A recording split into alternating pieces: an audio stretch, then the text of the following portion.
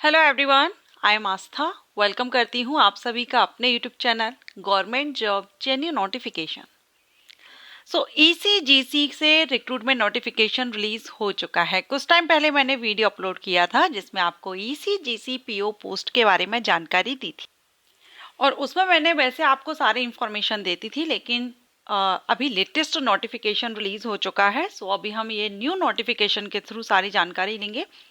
इसमें जो कैंडिडेट हैं वो graduate, any graduate candidate eligible रहेंगे, अप्लाई कर सकते हैं। पीओ पोस्ट पर वैकेंसी है, प्रोविजनरी ऑफिसर पोस्ट के लिए, एंड ऑल इंडिया के कैंडिडेट एलिजिबल रहेंगे। आप किसी भी स्टेट से बिलोंग करते हो, आप यहाँ पर अप्लाई कर सकते हैं। मेल फीमेल सभी कैंडिडेट अप्लाई कर सकते हैं। ओके, तो चलिए अभी हम देखते हैं। अब इसके जो वैकेंसी नोटिस आया है इसके थ्रू हम सारा सब कुछ क्लियर कर लेते हैं। देखिए, सबसे इम्पोर्टेंट, क्योंकि मैंने जो वीडियो अपलोड किया था उसमें एग्जामिनेशन सेंटर को लेकर के भी काफ़ी कुछ क्वेश्चंस थे आप सभी के। तो हम सबसे पहले एग्जामिनेशन सेंटर देख लेते हैं कि इसमें अप्लाई तो आप ऑल इंडिया से कर सकते हैं, लेकिन आपके एग्जामिनेशन सेंटर कहाँ कहाँ पर रह सकते हैं।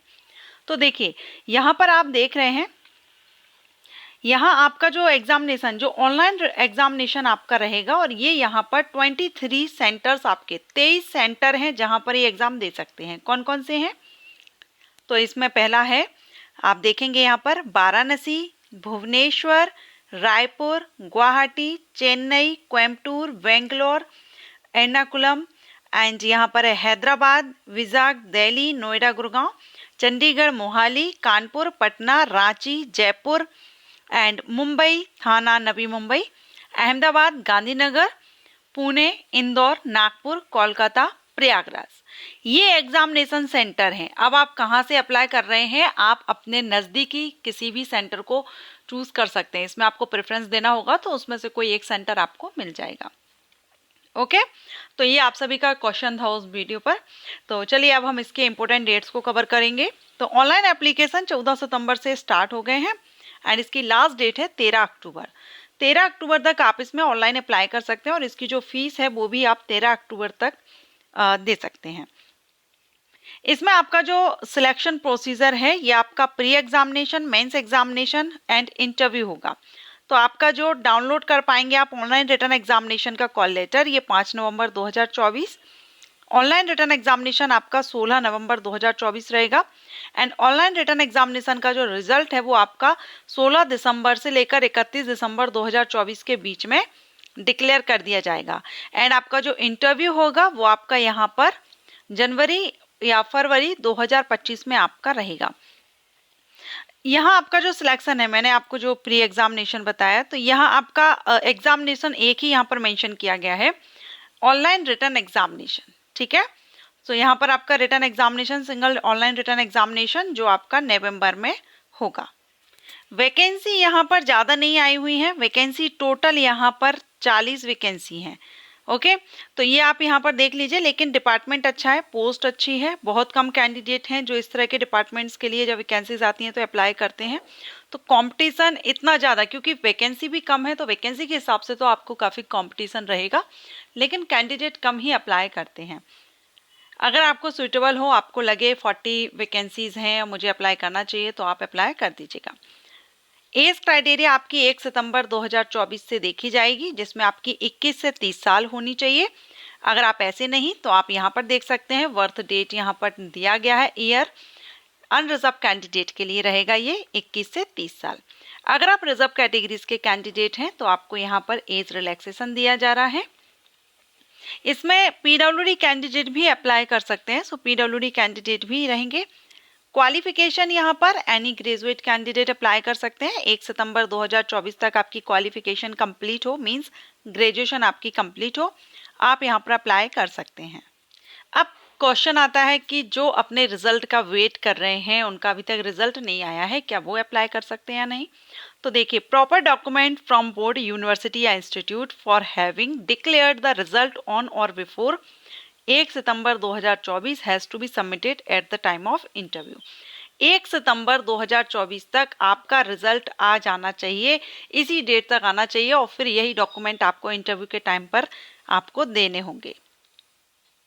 अब आपका जो एग्जामिनेशन होगा ऑनलाइन, जो एग्जामिनेशन है आपका, इसमें आपके 2 पेपर्स रहेंगे, एमसीक्यूज टाइप्स रहेगा एंड डिस्क्रिप्टिव टाइप।